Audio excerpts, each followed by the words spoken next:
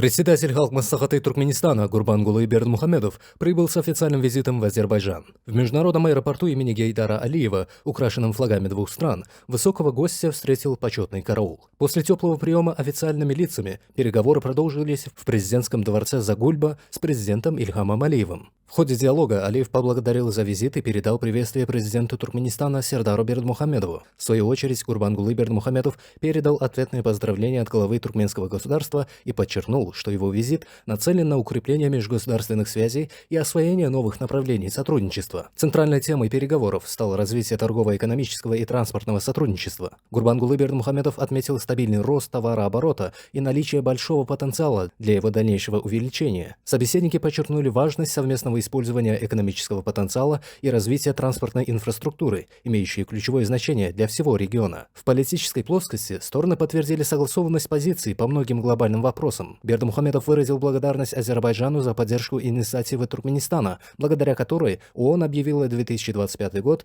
Международным годом мира и доверия. По итогам встречи он пригласил Ильхама Алиева посетить Туркменистан.